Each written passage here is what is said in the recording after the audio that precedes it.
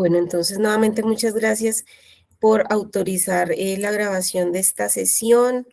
Para mí es una alegría volvernos a encontrar, seguir trabajando en este proyecto que sabemos, lo habíamos planteado para quizás un momento, un desarrollo más rápido, pero bueno, vamos trabajando de manera a paso lento pero firme, decimos nosotros, con una consolidación de unos productos creo que bien rigurosos para nuestro libro. Les recuerdo que como red tenemos una agenda, tenemos un propósito y es desarrollar un libro de teorías de situación específica en el cuidado de enfermería. La idea es que este libro sea liderado o está siendo liderado más bien por integrantes de la red latinoamericana. Entre ellas está la profesora Gloria Carvajal, quien en este momento es la decana de la Facultad de Enfermería de la Universidad de La Sabana. También está la profesora Alejandra Fuentes, quien está pues a cargo también de este proceso editorial y está desarrollando sus actividades en la dirección de posgrados de la Universidad de La Sabana. Precisamente el libro va a ser editado por la Universidad de La Sabana y en la coordinación editorial también estamos participando la profesora Lorena Chaparro y quien les habla Sonia Carreño. ¿Qué idea tenemos con este libro? Nosotros hemos sido, y creo que lo hemos reiterado a lo largo de nuestros encuentros, hemos sido consumidores de literatura del norte global, como lo llamaríamos. Somos muy fieles seguidoras de los modelos y teorías de enfermería, de las estructuras de organización del conocimiento que se han propuesto particularmente desde los Estados Unidos. Y en ese sentido creemos que mucha de nuestra investigación y también de nuestra práctica está muy influenciada por estas aproximaciones teóricas. No obstante, también sabemos que tenemos contextos diferentes en Latinoamérica, particularmente nuestros fenómenos de cuidado a nivel familiar, a nivel también del estatus de enfermería en la región es diferente. Y por tanto consideramos que debemos empezar a desarrollar nuestras propias, o a consolidar más bien, porque las llevamos desarrollando desde hace mucho tiempo, las aproximaciones teóricas. Tenemos fuertes líneas de investigación y en realidad la consolidación de nuestra red latinoamericana es una muestra de ello. Tenemos estudios multicéntricos, tenemos también colaboraciones entre México, Colombia, Perú, Ecuador, Chile, Argentina, España, y hemos desarrollado, pues como les comento, estas líneas de investigación muy rigurosas en diferentes fenómenos de salud y vida. En este sentido, y considerando las propuestas más recientes de teorías de situación específica y entendiendo que estas teorías son contextuales, que responden a unos fenómenos, como su nombre lo indican, específicos, pero además en un contexto específico. Son teorías muy cercanas a la práctica y son teorías que consideramos nos van a ayudar a fortalecer toda pues nuestra praxis, nuestra práctica ampliada en la docencia, en la investigación, en la extensión y pues por supuesto en el cuidado directo de enfermería. Sabemos que muchos de nuestros nodos de investigación tienen sus líneas fortalecidas y con esto ya digamos un grueso de evidencia científica que nos permite aproximarnos a delimitar algunos conceptos, hipótesis teóricas y por qué no pensar en prescripción de cuidados. En ese sentido, pues desde el año pasado hemos venido desarrollando esta iniciativa. Hemos propuesto el libro de teorías de situación específica. En este momento tenemos casi que consolidadas 5 propuestas de teoría de situación específica. También les hemos animado a que en realidad nos atrevamos a escribir lo que pensamos, lo que hemos encontrado en la investigación, toda esa tradición que tenemos en cada uno de nuestros nodos, el desarrollo también en la docencia y la extensión, porque sabemos que las teorías se proponen, pero tienen un proceso, un desarrollo que les permite ponerse a prueba, refutarse, ampliarse, robustecerse. Entonces consideramos que esta primera aproximación también es un intento de darle esa fortaleza a lo propio, también pensarnos desde Latinoamérica como teóricas, ¿por qué no? Somos las conocedoras de nuestra región y creemos que lo podemos hacer. Dejar de tomar también la teoría prestada que viene desde el norte y empezar a pensar en nuestras propias teorías y en nuestra propia forma de hacer, de desarrollar nuestra práctica de enfermería. En ese sentido, entonces, en este segundo semestre de 2023, primer semestre de 2023, ya me estoy adelantando, se me acabó ya el año. hemos estado compartiendo las experiencias de los nodos que se han aproximado al desarrollo de estas teorías de situación específica. Ya tuvimos, nos compartieron desde el nodo Quintana Roo una apuesta por las intervenciones en las personas que tienen dolor crónico. Y hoy nuestras compañeras de una de las universidades que están en los nodos de Bucaramanga, particularmente nuestra egresada, la profesora Magdalena Villamizar, nos va a compartir lo que han pensado, lo que han esbozado acerca de una propuesta de teorías de situación específica para el cuidado de los adolescentes. Entonces, pues creo que la profe Magda, ella no necesita presentación, es de nuestra casa, es de nuestra familia. No obstante, pues recordarles que la profe trabaja en el programa de enfermería de la Universidad Cooperativa de Colombia en Bucaramanga, es también miembro del grupo de investigación GIFOSABI y además es líder de un semillero de salud de enfermedad en la Universidad Cooperativa de Bucaramanga. Ella nos va a hablar, ella es doctora en enfermería egresada de la Universidad Nacional y hoy nos va a hablar acerca de su construcción, acerca del autocuidado en la salud cardiovascular del adolescente.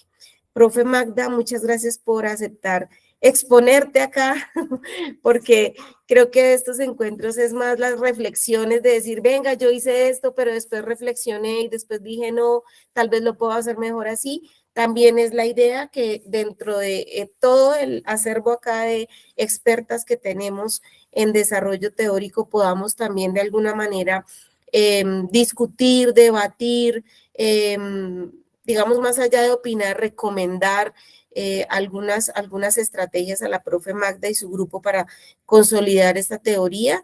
Y bueno, profe, muchas gracias. El auditorio es todo tuyo. Bueno, profe Sonia, muchas gracias por la invitación. Un saludo muy especial para todos y todas que nos están acompañando el día de hoy. Entonces voy a permitirme compartir la pantalla. Me confirman, será tan amables si ya observan la presentación para dar como inicio. Bueno, ¿sí le están observando? Sí, señora, ahí se ve. Bueno, entonces el grupo, como me presentaba la profesora Sonia, nosotros somos el nodo de Bucaramanga, otro nodo que estamos ubicados en la Universidad Cooperativa, y con el grupo de investigación que tengo dos compañeras, que es Luz Mary Contreras y el Beni Laguado, que hemos trabajado en, digamos, como en la parte de la línea del cuidado. Una persona está en el riesgo cardiovascular, el cuidado crónico, y pues Magdalena, desde su experiencia del doctorado, ella empecé a hacer el abordaje en la etapa de la adolescencia. Entonces ustedes decían, pero ¿por qué Magda está en este aspecto de la red del cuidado crónico, el paciente crónico y la familia? ¿Y por qué adolescente, considerándolo un paciente también potencialmente sano? Pues como hemos visto también las enfermedades también están trascendiendo inclusive a las etapas tempranas. En este caso, pues aquí por eso surge como la idea dentro de nuestra práctica en los programas de riesgo cardiovascular en adultos y en los programas de crecimiento y desarrollo, que hemos encontrado algunos pacientes o algunas personas, ya unas con el riesgo, otros con la enfermedad y otras personas que tienen como esos factores, digamos, preponderantes a que puedan presentar una hipertensión arterial. Entonces encontramos niños con obesidad, niños con estilos de vida no saludables, adolescentes que ya son hipertensos o que están haciendo su tamizaje o que definitivamente son hipertensos y no sabían y pues es como la idea. Que empecé como a reflexionar y empezamos como desde la facultad y el programa a irnos a unos contextos y es el contexto escolar, porque siempre hemos pensado de que enfermería solamente lo podemos dar en la parte institucional o en la parte de comunidad, pero también en el contexto escolar. Entonces he tenido aproximadamente la experiencia de 6 años estar en unos contextos escolares que me han permitido pues entender y comprender el comportamiento, las decisiones de estos adolescentes y todas sus necesidades, y no solamente de ellos. También he tenido la experiencia de interactuar con su familia.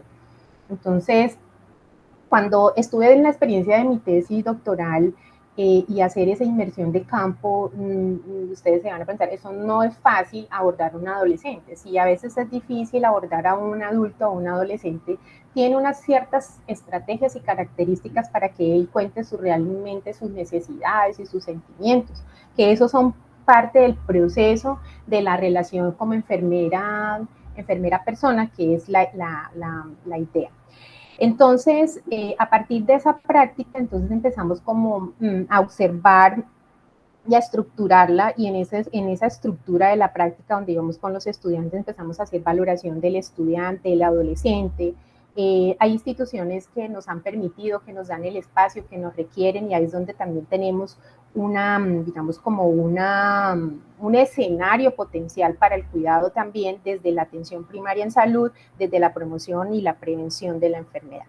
Entonces, cuando estructuramos la práctica, decimos, bueno, listo, vamos a la práctica donde escolar o en adolescente, vamos a estructurarla de la manera donde podamos mirar como qué historia clínica vamos a manejar en el adolescente, qué vamos a mirar, qué vamos a evaluar, cómo vamos a poder determinar o aplicar unos instrumentos que me permitan obtener unos datos para ser analizados y generar todo el proceso de atención de enfermería, que es la integralidad dentro de la competencia que tiene el estudiante en la práctica.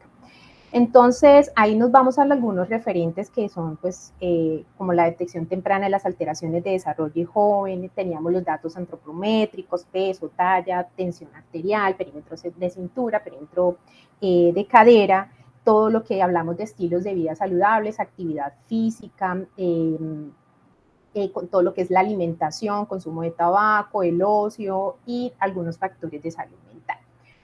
Entonces, desde ahí como que determinamos el proceso y la ruta para poder ya dar unas asesorías individuales para tener esa relación y esa comunicación con el adolescente y, digamos, como entender y respetar esa condición o esa postura que tiene él frente a su salud y cuáles son como las limitantes que él tiene para poder direccionar, abordar y demás, ¿sí? Entonces hacíamos como esas asesorías individuales y empezábamos a hacer como los direccionamientos y las asesorías, las recomendaciones, las orientaciones hasta donde podíamos llegar desde el contexto escolar bajo la dirección de la coordinación de, digamos, de la parte de psicología de la institución. Yo y hago esta apertura y digo, bueno, cuando empiezo a hablar desde esta experiencia y haciendo la reflexión cuando enviamos el primer escrito a las profesoras, y uno empieza a volver a releer, uno dice, no, pues empiezo desde lo más, digamos, de lo más concreto, que esto es lo más concreto, y aquí empiezo como a consolidar qué es lo que estoy haciendo y qué es lo específico que tengo en esta teoría. Esas son las reflexiones que voy haciendo, de manera que cuando me sumerjo y cuando vuelvo a hacer la reflexión, digo, mira, debo pensar, repensar y decir qué es realmente lo específico en todo lo que es la salud cardiovascular. Entonces, esa es como la experiencia de la práctica. Desde el semillero de salud enfermedad, he tenido la oportunidad de incursionar específicamente, aplicar los instrumentos de lo que es el autocuidado, lo que son las conductas promotoras de la salud, lo que es autoeficacia, la agencia de autocuidado, que estén relacionados con todos estos aspectos de la salud del adolescente, pero también hicimos unas investigaciones, aquí tengo solamente dos, pero hemos hecho investigaciones relacionadas con las enfermedades cardiovasculares, como tipo caracterización, tipo de correlación y demás, ¿sí? Como en el nivel de evidencia.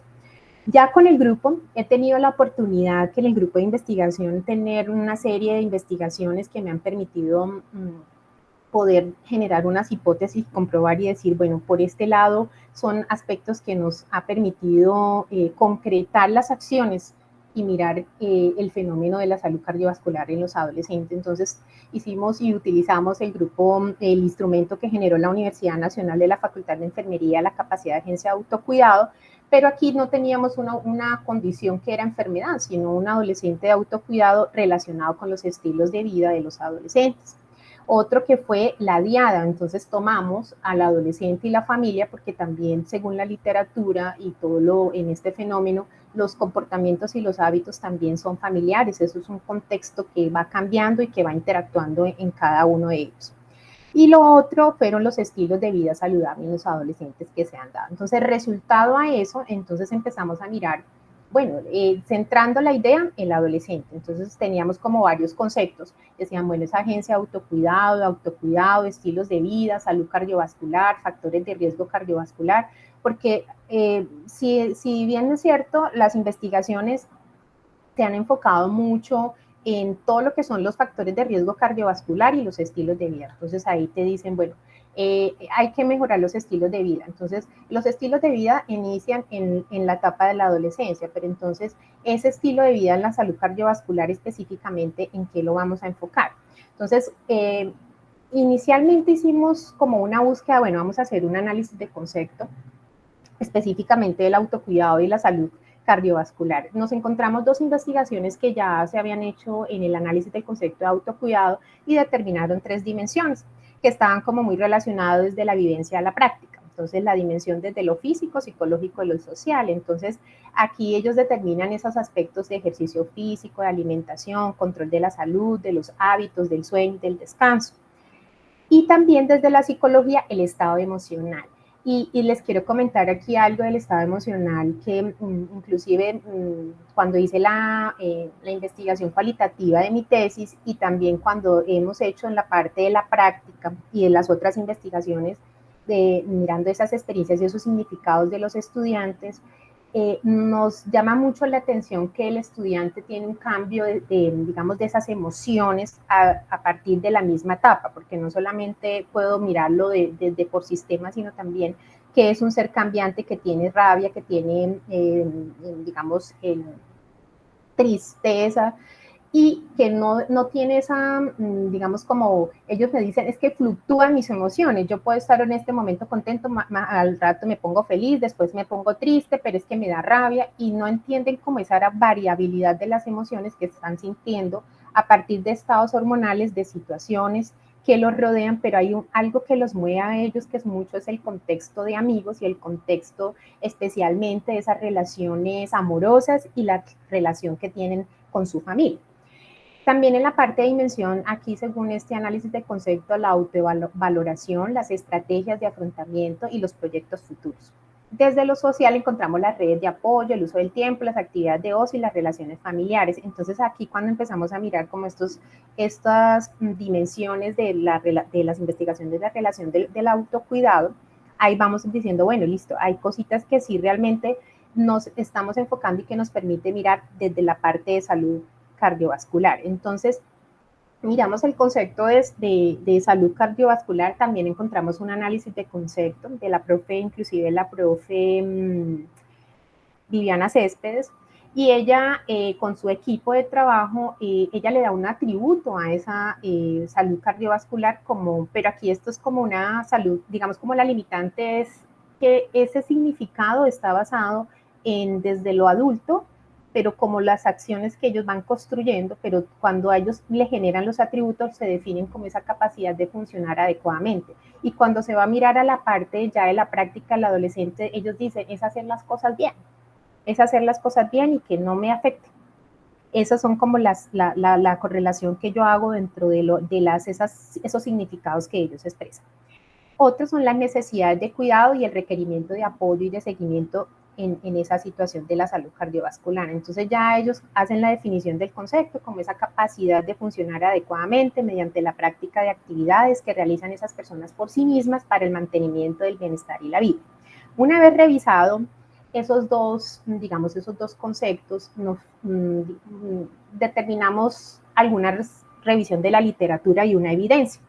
Y siempre dentro de la evidencia se consolida aquellas investigaciones que están direccionadas en la prevención de enfermedades crónicas no transmisibles desde la etapa de la adolescencia. Entonces, ¿qué le vamos a enseñar al adolescente? El adolescente digamos, aquel que consume tabaco, el adolescente que es sedentario, el adolescente que no se alimenta bien.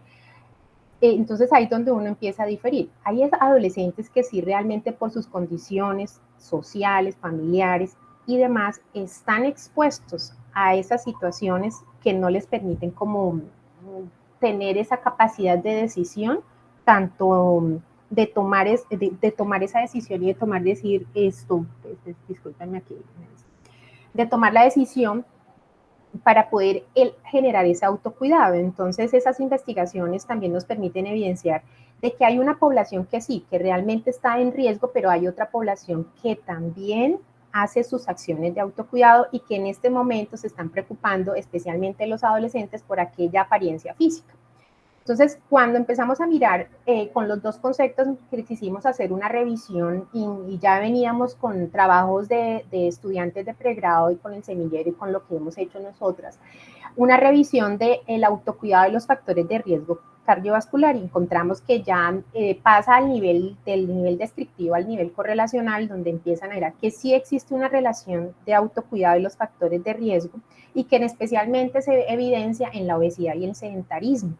Y también que hay una relación entre autocuidado y autoeficacia. Entonces, aquí yo puedo tener digamos, la intención de autocuidarme, pero cuando yo hago ya el acto de cuidarme, ¿cómo es ese proceso que vive el adolescente? Y no es un autocuidado solo físico, sino también es un autocuidado psicosocial, sí, un autocuidado psicosocial.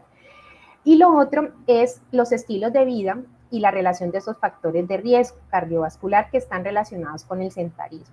Esos estilos de vida, muchas investigaciones entonces se han enfocado en intervenciones como actividad física, alimentación saludable, actividades de ocio, son como los más en la parte de riesgo cardiovascular que se hace evidente, y según ese nivel de evidencia, hacen de manera como muy puntual a esos estilos de vida, pero no se entregan en su totalidad. Entonces, haciendo como la revisión, encontramos específicamente la salud cardiovascular, encontramos la alimentación poco saludable, como bajo consumo de frutas, verduras, consumo elevado de sal, azúcares y grasas.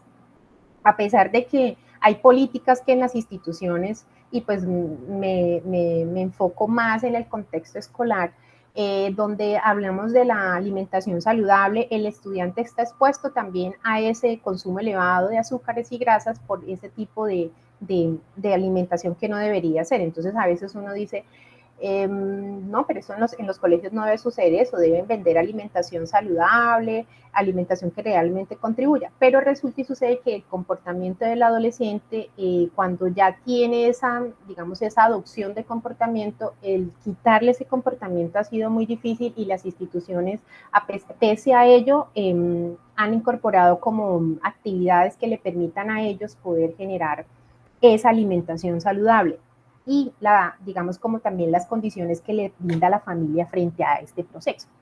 El fumar y el consumir alcohol, esos son dos aspectos a los cuales están expuestos, pero también no por ellos mismos, sino también comportamientos familiares. Entonces, en ellos se expresa es que mi papá fuma, mi mamá fuma, o mi amigo, o también mi hermano, mi primo, o algunos otros, digamos, personas cercanas a ellos, entonces están expuestos. Pueden ser considerados aquellos fumadores pasivos, pero también aquellos fumadores activos.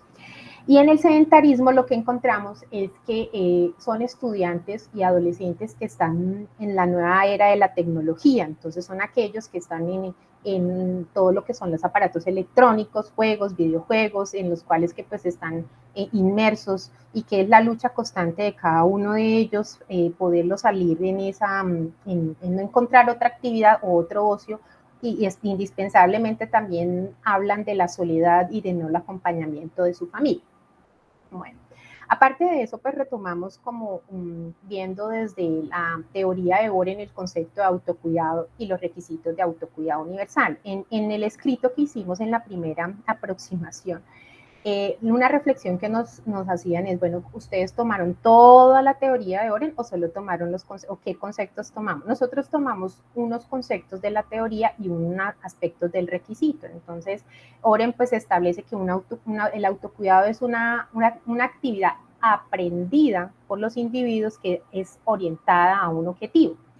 Y esa conducta existe en situaciones concretas de la vida que van dirigidas por las personas a sí mismas. Entonces es acá que ella misma vaya regulando esa decisión de cuidarse y vaya desarrollando como algo muy beneficio para su vida, su salud y su bienestar. Eso sería como la parte de los antecedentes y el retomar la teoría. Entonces, cuando vamos a definir ya es el concepto de autocuidado en salud cardiovascular en adolescente, dice que nos establece que la evidencia hay un bajo nivel de autocuidado, que falta claridad de cuáles son las acciones de autocuidado frente a la salud cardiovascular en el adolescente, y la integridad no solamente de lo físico, sino también social y emocional en que le va a promover en su salud. Entonces, aquí también podemos decir que cuando se hacen todas esas intervenciones, los adolescentes perciben los riesgos digamos, de enfermarse de la hipertensión, no, ellos saben cuáles son los síntomas, pero ellos en ese momento dicen, yo no me voy a enfermar, yo nunca sé eso es mi mamá, mi papá, o eso es cuando están ya viejos, es con las palabras de ellos. Entonces uno dice, no son conscientes realmente digamos, de cuáles son la importancia de ese, digamos, de esas acciones de autocuidado, y por eso no hay claridad.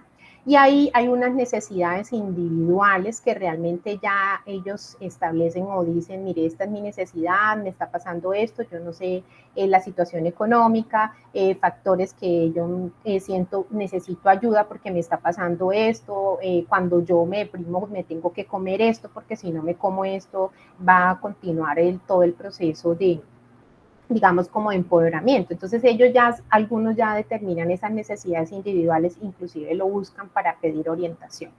Entonces nosotros definimos como algo así, esto es un, digo yo, un concepto muy prematuro, que es el autocuidado de los adolescentes, es la capacidad de comprometerse con su salud cardiovascular y que él regule esos factores de riesgo a fin de transformar ese comportamiento o mantener ese comportamiento ya de alimentación saludable, de actividad física, de descanso, de dormir, de tener de mirar las relaciones personales sanas, de las actividades de ocio y la parte emocional. Entonces nosotros empezamos a mirar aquí los supuestos, que creo que fue lo más, porque nos sucedió algo y pues la verdad pues lo confesamos aquí. Cuando hicimos la primer escrito y hacer la retroalimentación, nos pusieron a pensar de que la visión no era la visión en la cual nosotros habíamos reconocido en nuestra teoría, si era una visión unitaria transformativa. Entonces, al mirar la visión unitaria transformativa, ya los conceptos y demás empiezan a hacer una transformación, digo yo, de esta teoría.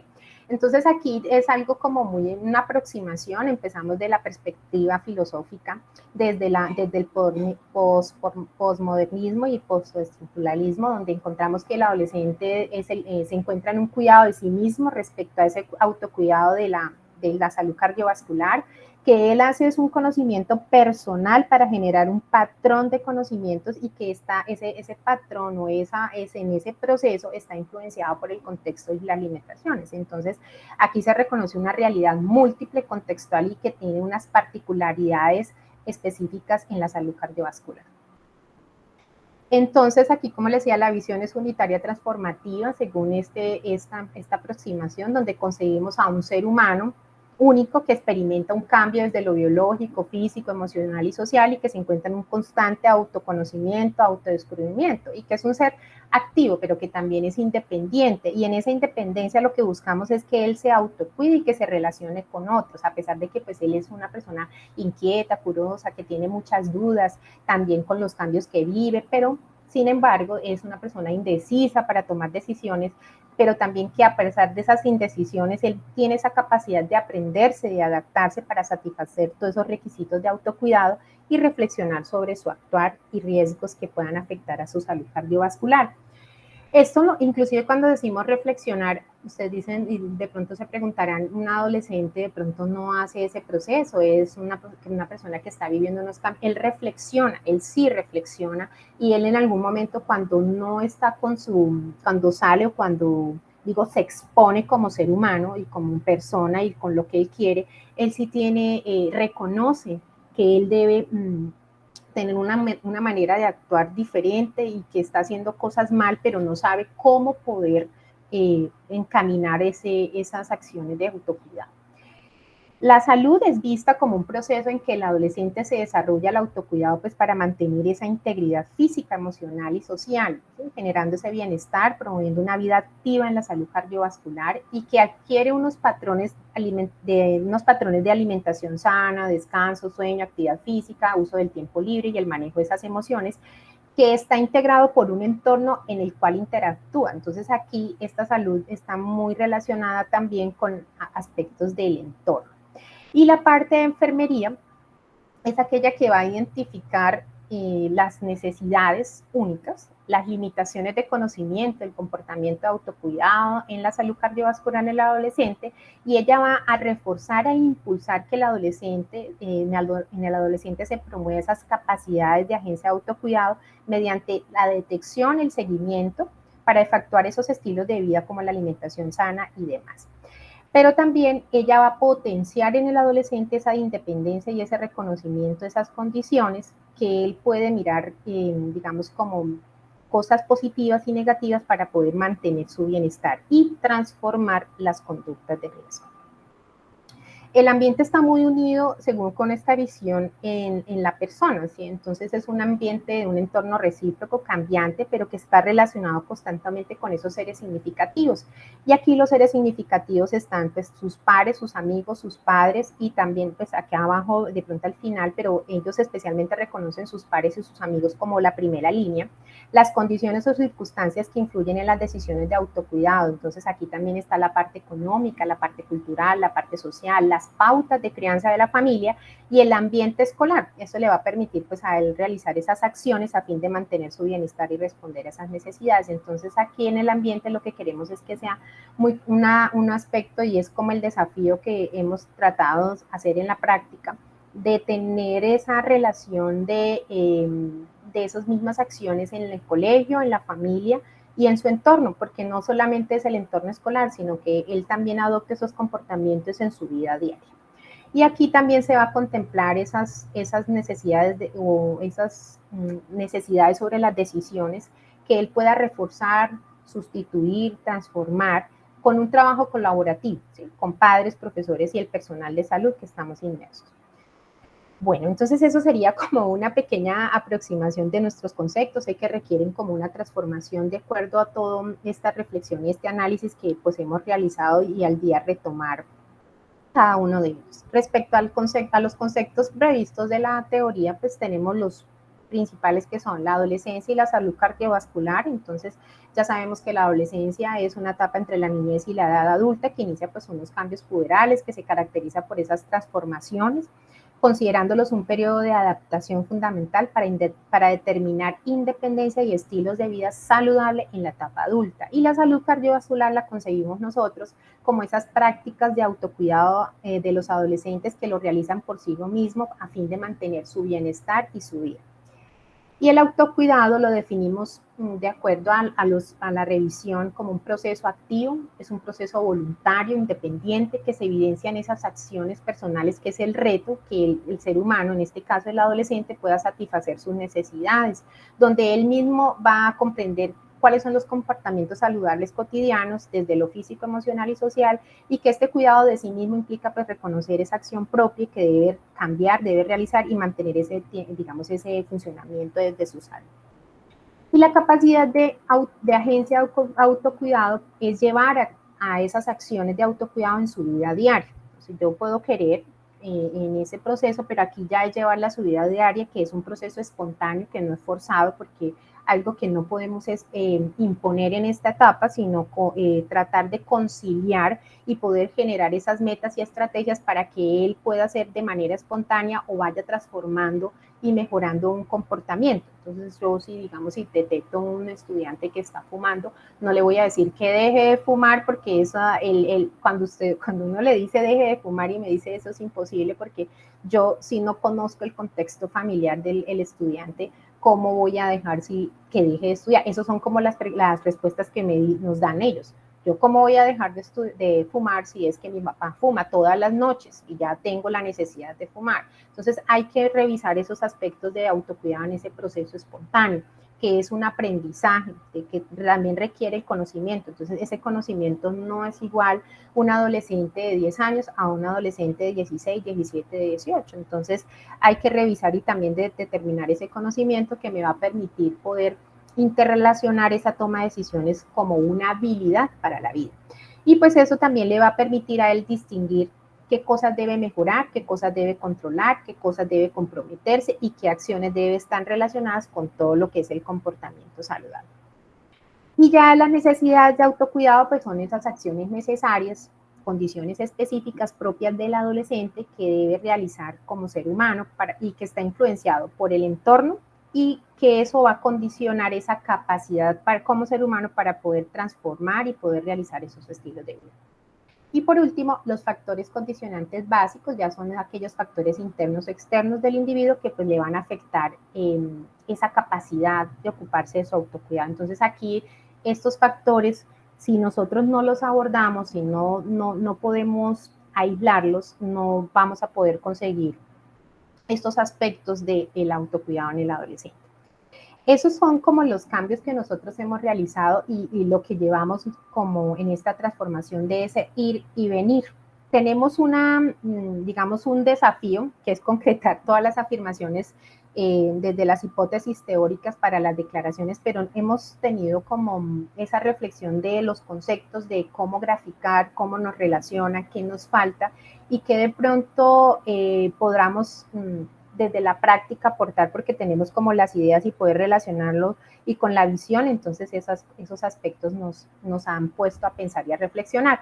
Y específicamente en los indicadores empíricos, porque nosotros utilizamos ya que los indicadores empíricos tienen que estar muy relacionados con digamos, con la parte filosófica o la visión del mundo, que es la unitaria transformativa. Entonces aquí también están los métodos interpretativos, a pesar de que pues ella dice que no existen métodos cuantitativos o expedidos para conocer a los seres humanos, pero sí nosotros utilizamos como los dos y que a partir de eso estamos haciendo cosas objetivas y subjetivas que nos permite abordar realmente esos aspectos. Entonces esos serían como los desafíos y como nuestros avances en esta construcción de la teoría específica.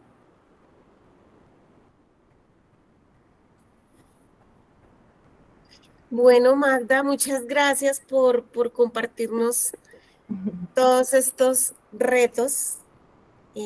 Como lo decía, no es fácil a veces exponerse, esto es como un ejercicio de presentarle la tesis a los jurados, digo yo. Me llama muchísimo la atención cómo empiezas contándonos esta teoría surge en sus experiencias de acercarse a los adolescentes. Empezaron a hacer una observación tal cual lo pinta así las autoras de la propuesta de las teorías de situación específica, particularmente Melis e Im, muestran cómo se van construyendo estas teorías, particularmente desde las transiciones, las muestran mucho porque es su área de desarrollo. Pero sí, surgen de esas inquietudes realmente y surgen de esa observación sistemática de los problemas que tenemos en nuestra práctica. Me llama también mucho la atención cómo utilizan el recurso de las investigaciones que han hecho en sus procesos de formación y además en la evidencia científica que tenemos para la región y pues por supuesto a veces uno sabe que la evidencia científica no es suficiente y necesita darle un poquito más de fuerza a las hipótesis teóricas y pues siempre será válido acudir a otras fuentes teóricas. Como nosotros lo hemos visto, las teorías de enfermería inicialmente surgieron de la práctica, luego empezaron las enfermeras, las administradoras, las educadoras y empezaron como a generar toda esta evidencia para la administración y educación y finalmente las que hicieron sus doctorados por allá en antropología, en sociología, tomaron algunas teorías marco prestadas de otras disciplinas y empezaron a desarrollar sus propias aproximaciones. Creo que es un ejercicio similar al que estamos haciendo, ¿cierto? Tenemos unas observaciones en nuestra práctica. Por ejemplo, fíjense cómo Melis también, ella propone su teoría de las transiciones y en la inmigración y en la transición menopáusica fundamenta mucho de su teoría y es básicamente pues porque ella es una inmigrante, ¿cierto? Además en su propia formación doctoral derivada de las ciencias humanas y retoma la teoría del rol y el interaccionismo simbólico para hacer su propuesta teórica. Entonces, creo que todas estas estrategias son totalmente válidas en este desarrollo. Me gustaría en este momento abrir el espacio para que nuestros asistentes te hicieran algunas preguntas. Mientras se van animando, bueno, ya veo que aquí hay preguntas.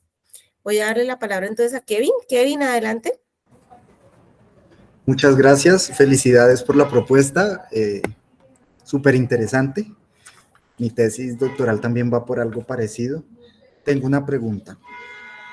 ¿Por qué no subtracción teórica utilizando la metodología de Dulot cuando su referente teórico o cuando la derivación de la mayoría de sus conceptos es una teoría grande como la teoría de autocuidado?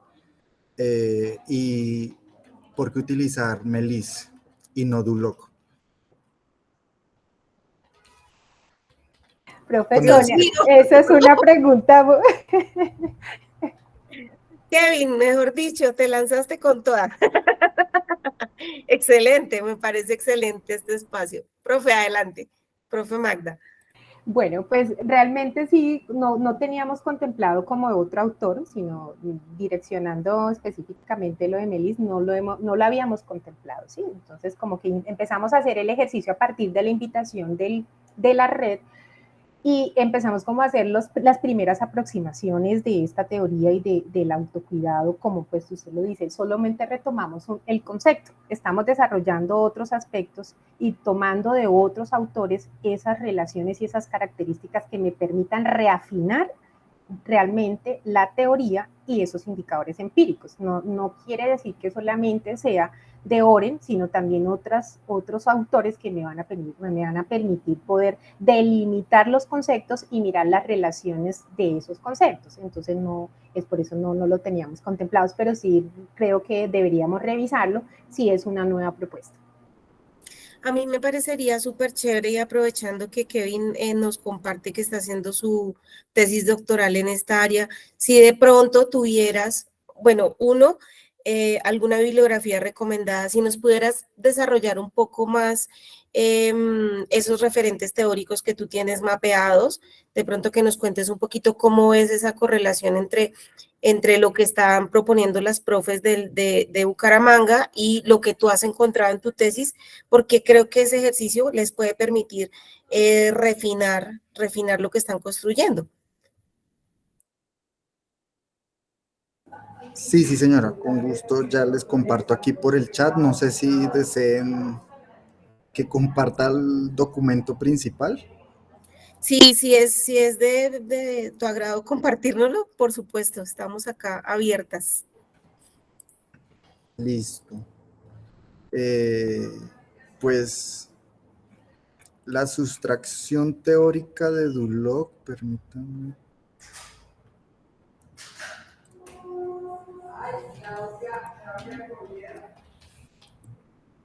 Espérenme que el computador está algo lento. La sustracción teórica de Dulloc es es una metodología también para derivar teorías a partir de una teoría madre. Entonces, ¿qué diferencia de pronto hay con una teoría de mediano rango a utilizar perdón? ¿Cuál es la diferencia entre utilizar la metodología integradora de Melis a utilizar la metodología de Dulloc? Es que aquí agarramos una teoría madre que forma nuestro sistema teórico y lo aterrizamos mucho más específico en un sistema operacional. Entonces, pero pues como lo dice ella, si utilizaron otros conceptos, de pronto esta metodología no serviría, porque aquí hay que utilizar, o sea, no puedo utilizar conceptos de otras teorías o de otra literatura, sino es utilizar una teoría grande y aterrizarla a algo mucho más específico para la práctica de enfermería con sus indicadores empíricos. Pero O sea, sería interesante revisarla, dado a hacer como el otro rastreamiento solamente utilizando la parte de autocuidado, ¿sí? Porque nosotros no tomamos el déficit de autocuidado, sino el autocuidado en sí como algo positivo, que era lo otro que estábamos pensando, ¿por qué no negativo? Entonces decíamos, no, pero algo positivo en una etapa de la adolescencia y no esperando solamente resultados negativos en el adolescente, sino viéndolo como un ser potencial de cambio y transformador en su salud. Entonces sí me parece interesante hacer otra vez el ejercicio y devolvernos otra vez y revisarlo y poder afinar más y constituir esta teoría específica. Le agradezco mucho. no. Fíjense que es como el ejercicio de subestructuración que hacíamos yo me acuerdo que lo hice en la maestría, ya hace algún tiempo veo que la propuesta de artículo que nos presenta Kevin es del 89, y nosotros hacíamos ejercicios de subestructuración en la maestría con un esquema parecido. No está muy lejos la propuesta que nos presentas de la metodología integradora de Melis. Lo que pasa es que Melis, claro, al tener una derivación de una teoría más abstracta, casi que el que nace es como un hijito directo de la teoría. Melis propone que se puede hacer ese proceso de derivación, por supuesto, o sea, podemos tener una teoría de rango medio como antecedente de la de situación específica, pero además, digamos que aquí el ejercicio integrador es admitir otras fuentes teóricas, ¿cierto? Y como hemos hablado de nuevos patrones de teorización desde la práctica, por eso es que, digamos, no solamente derivamos como un ejercicio deductivo, sino también Melis permite integrar desde lo inductivo, o sea, a partir de la realidad, en investigaciones, por ejemplo, de carácter cualitativo, que veo que es también un recurso, poder indagar en el contexto específico el problema y empezar desde lo deductivo, que es lo que tú nos estás mostrando, ese ejercicio de derivación teórica, pero también desde lo inductivo para hacer esa integración de esas distintas fuentes. Entonces creo que no va en contravía y sí de pronto le sería muy provechoso a la profe Magda y a su equipo darle una miradita al artículo que veo que lo están haciendo un proceso de derivación del modelo conceptual de King. Entonces sería provechoso mirarlo. Es una de las estrategias, Kevin, y creo que tu aporte es fundamental en este espacio, precisamente para que discutamos eso que queremos ver, ¿no? La metodología de cómo llegar a construir una teoría de situación específica. Encontrar el camino, ¿no? Entonces tenemos ese camino deductivo, el camino inductivo, y pues por ahí me imagino que pueden haber otros caminos en diferentes vías, no solamente esas dos, ¿no? Porque también viéndolo así es como muy de escalera de abstracción del conocimiento, pero si de pronto lo vemos desde una visión como la de Pamela Reed, podríamos pensar en una derivación desde lo filosófico, desde la práctica, etcétera. Entonces, bueno, por diferentes caminos podemos llegar, pero sin duda alguna esto nos ayuda a fortalecer esa coherencia interna del planteamiento. Bueno, ¿quién más se anima a hacerle preguntas a la profe Magda? Acuérdense que el objetivo de esta sesión es poder mirar ellas cómo lo están haciendo, cómo lo hicieron, para nosotros ver si podemos encontrar ese camino para desarrollar nuestros planteamientos.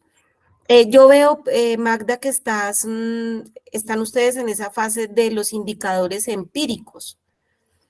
La idea de una teoría de situación específica, como su nombre lo indica, es que sea específica, contextual, pero además también tenemos un reto con esas teorías, y es que como son teorías muy cercanas a la práctica, en sí mismas, sus indicadores empíricos, por supuesto, pueden ser instrumentos de medición, pero se esperaría también que fueran prescriptivas, que hubieran intervenciones, o por lo menos, no intervenciones propiamente protocolizadas, pero sí algunos lineamientos para prescribir desde la teoría. ¿Han explorado algo de esto? Sí, nosotros inclusive hemos pensado y hemos analizado el conocimiento, ¿sí? Porque también debemos determinar si aquel conocimiento que tiene el estudiante, si es un desconocimiento o qué tipo de conocimiento o qué requiere, y a partir de ello poder hacer como esa orientación y ese seguimiento. ¿Sí? Otra es el determinar el factor de riesgo.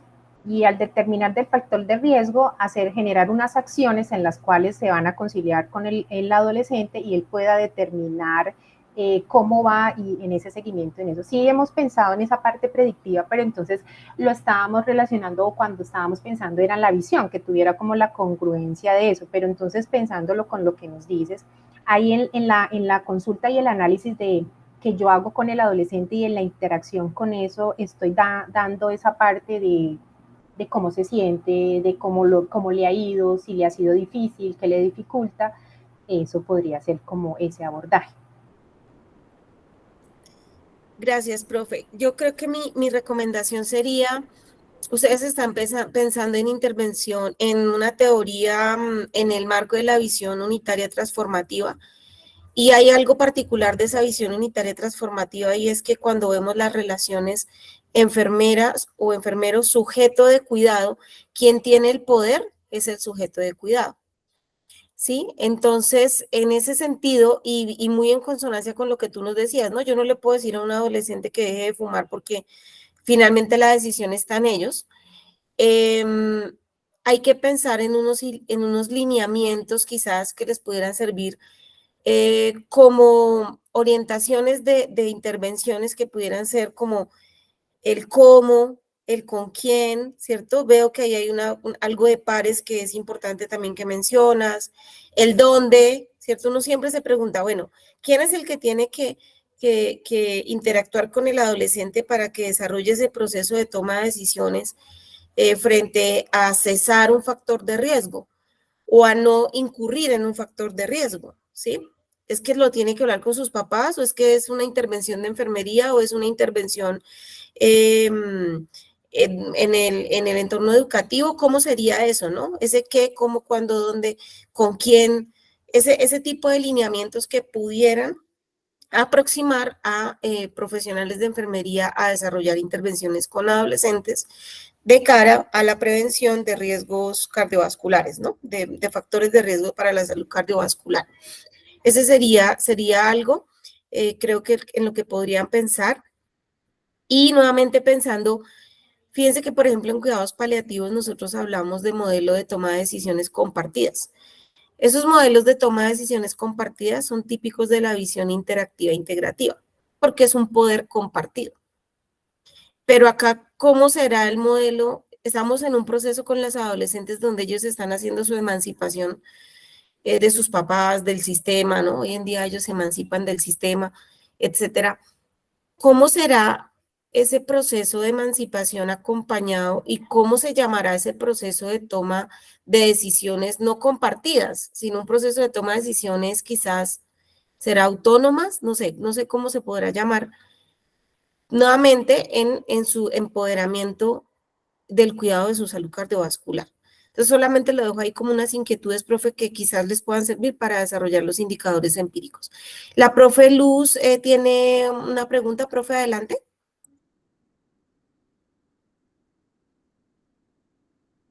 Buenas tardes. Ya veo que está abordando desde el punto de vista escolar, los contextos, la consulta, y desde la parte clínica, por ejemplo, un perfil lipídico, medidas antropométricas. ¿Qué han mirado sobre eso? En los riesgos cardiovasculares del adolescente. Pues acá, a través del semillero, estamos abordando un trabajo así, teniendo en cuenta perfil lipídico, medidas antropométricas en los estudiantes del programa de enfermería. Entonces, no sé si ha contemplado ese aspecto. Bueno, respecto a lo del perfil lipídico, en nuestra práctica y la atención nosotros en el entorno escolar lo estamos relacionando más es con la atención de la alteración del joven, ¿sí? O sea, por la parte de esos aspectos. En cuanto a los datos antropométricos, nosotros sí lo realizamos, ¿sí? Sí integramos esos aspectos que realmente que son los predictores. Inclusive tenemos la medición de cintura, de cintura y cadera, y otros aspectos que nos han dado en esta parte de la adolescente. Pero entonces es determinando ese factor desde lo físico. Pero esto aquí más allá queremos es otros aspectos que me puedan incorporar en ese proceso de autocuidado.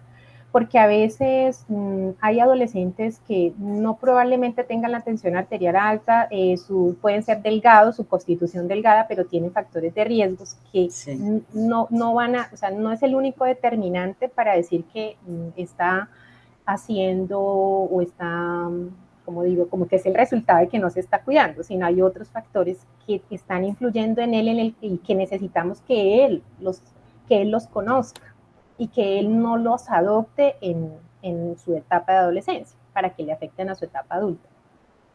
Yeah. Okay. Muchas gracias, profe Luz.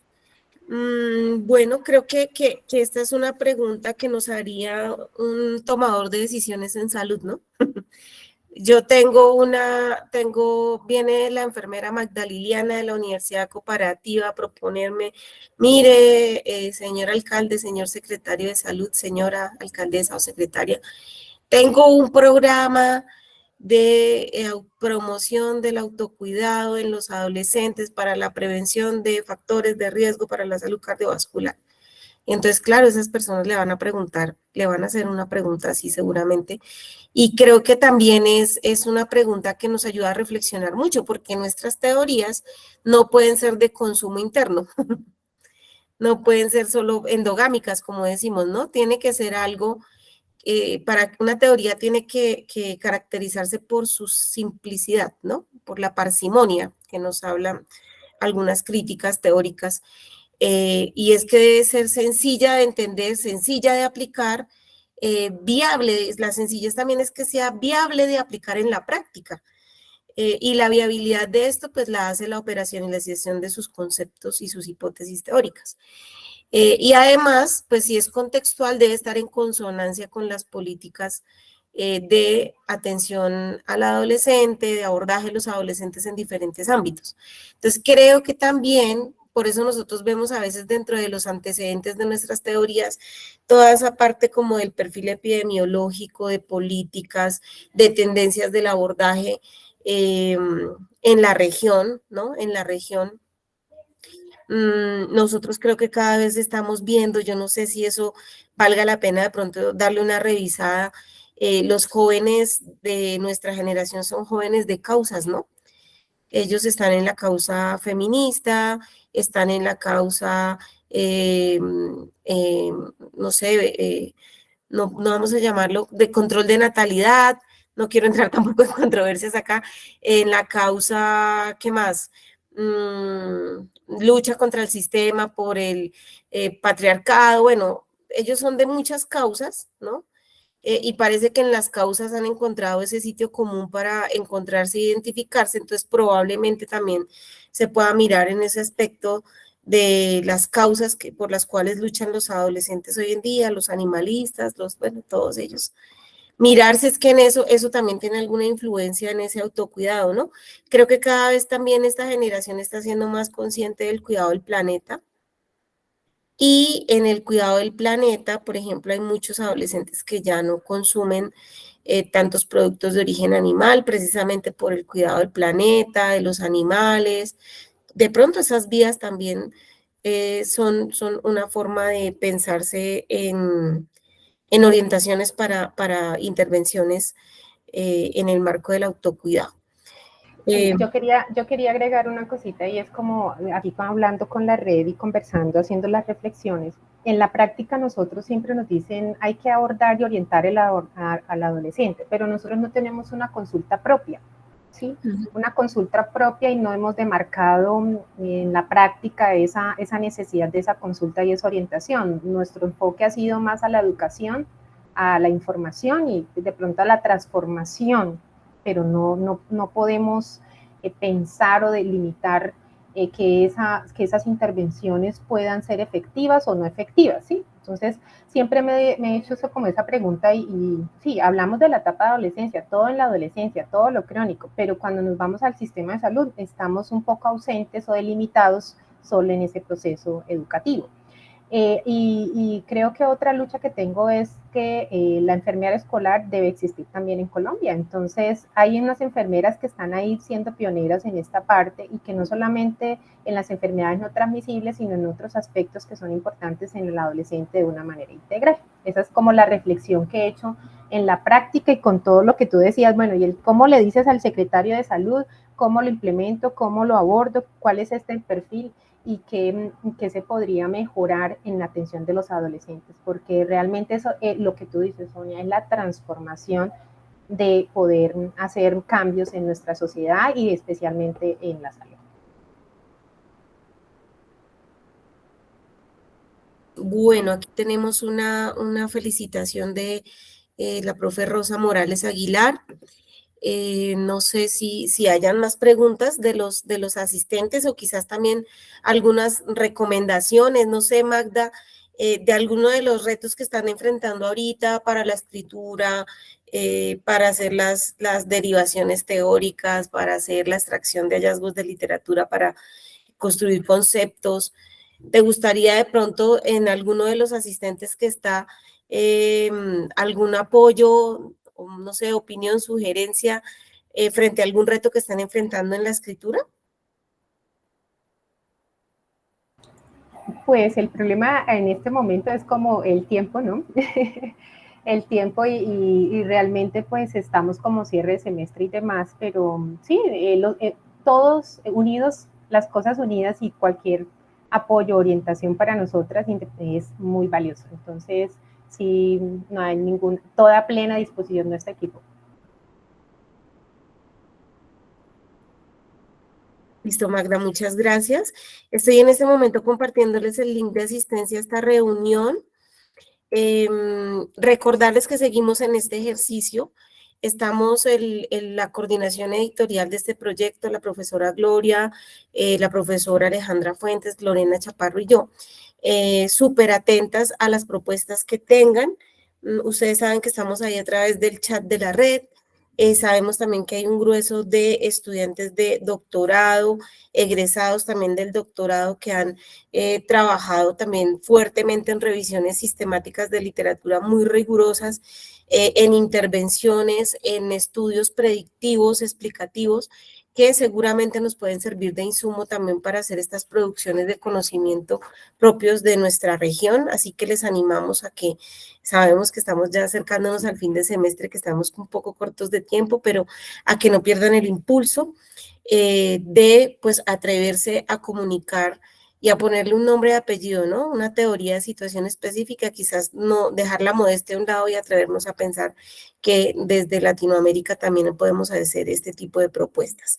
Estamos totalmente abiertas, recuerden que nos pueden escribir a través del WhatsApp, en el grupo, o escribirnos a nuestros correos electrónicos con toda tranquilidad, y pues coordinamos espacios para hacer asesoría, para hacer este proceso como de deliberación y de triangulación que nos llevará a la construcción de nuestras teorías. Recuerden además que este no es un libro que sea únicamente del dominio de la red, ni estamos acá cerrados, no, precisamente lo que queremos es expandir. Así que si hay desarrollos de personas que estén interesadas en incluirlo dentro de esta producción editorial, pues bienvenidos, nos reunimos, los revisamos y los entregamos. Además, recuerden que hace algún tiempo les habíamos compartido las orientaciones para escritura de estos capítulos. Esas orientaciones están, creo yo, descritas de manera muy detallada en lo que se espera encontrar en cada uno de los apartados de los capítulos de los libros. Por supuesto, siempre habrá lugar a inquietudes y pues estamos acá muy pendientes. Me gustaría además recordarles que tenemos nuestro encuentro de la red programado, que este año nuestro encuentro de red va a ser liderado por la Universidad Autónoma de Coahuila. No sé si el profe Isaí está conectado. Permítame, yo reviso. Creo que no está conectado el profe. No está conectado, doctora. Buenas tardes. Es que Hola, tienen hola. problemas de red desde ayer en Ah, todo bueno, no México. sé. Sí. Bueno, no está conectado Isaí, pero está su gemelo conectado. Vamos a Ana, pedirle. sí, bienvenidos y están invitados a esa reunión. Si bien no lo organizamos, pero pues conocemos de qué trata, ¿no? Sí, vamos a compartirles a través del grupo de WhatsApp nuevamente los flyers de la reunión. Recuerden que este encuentro de la red va a estar enfocado en el cuidado a las personas mayores. Además, para este encuentro de la red vamos a tener la oportunidad también de participar con nuestras memorias en un libro de memorias como tal, no una publicación seriada, sino un libro, formalmente un libro editado por la Universidad Autónoma de Coahuila. Entonces vayan pensando acerca de pues todas las producciones que han tenido en el último año, las investigaciones, las experiencias de docencia y de práctica que les permitan presentar un resumen para este encuentro. Recuerden que nuestro encuentro tradicionalmente lo estamos haciendo en el mes de agosto. Este año no es la excepción, lo vamos a tener en el mes de agosto y pues con coordinación desde nuestros nodos de México. Ya con esto entonces creo que sin antes pues agradecerles a todos su presencia, a la profe Magda también por su presentación y animarles a que se conecten dentro de un mes a nuestro encuentro de la red. Daríamos por cerrado esta reunión. Profe Luz, adelante, cuéntanos. Ya, no, que lo hicimos por el chat y aquí ya en vivo agradecerle a usted, a la profe Lorena, por ese empeño en la edición del libro de la red que fue lanzado en la Feria Nacional del Libro. Entonces, felicitaciones, ustedes como siempre abanderando y motivándonos a seguir adelante, a escribir lo que se hace, porque lo que no se escribe, no se proyecta, no se ve. Entonces, gracias y muchas gracias. gracias. Sí, muchas señora. gracias a ti. Creo que bueno, eso fue un parto un poquito extenso, ¿cierto? Prolongado, pero bueno, tuvimos nuestro lanzamiento del libro de la red en la última Feria del Libro de Bogotá. Está disponible en versión ebook. Tuvimos transmisión, muchos de ustedes nos acompañaron en la transmisión, la profe Lorena, la profe Eligia Betty, estuvieron también la profe Judith, la profe Nadia Reina, la profe Judith Medellín, y estuvo un estudiante también de nuestro semillero presente, y pues por supuesto las directivas de la facultad y de la universidad. De verdad tuvimos auditorio lleno allá en la Feria del Libro. Muy ovacionados por esa contribución, seguros de que en realidad va a ser un libro de texto que nos sirva para enseñar el cuidado de enfermería a las personas con condiciones de cronicidad. Esperamos que lo disfruten, que lo usen, que pues es lo más importante. Fue muy emotivo, compartimos muchas de las narrativas de enfermería que estaban incluidas en el libro. Particularmente fue muy llamativo una caja de herramientas de humanización que viene dentro del libro. Entonces creo que pues exitoso desde todo punto de vista, y esperamos, ojalá podamos hacer nuestro próximo lanzamiento el año entrante en la Feria del Libro. Esperamos sus contribuciones. Un abrazo para todas, para todos, que tengan un excelente fin de semana, y nos vemos dentro de un mes para conocer las experiencias de nuestros nodos de Guatemala, que ya tienen su teoría lista, y también nuestro nodo de la Universidad Autónoma de Coahuila. Profe Magda, muchas gracias, y adelante, mucho ánimo para seguir en esa construcción. Bueno, muchas gracias. Feliz tarde. Hasta luego, gracias, feliz. Feliz fin de semana a todos. Gracias, lo mismo para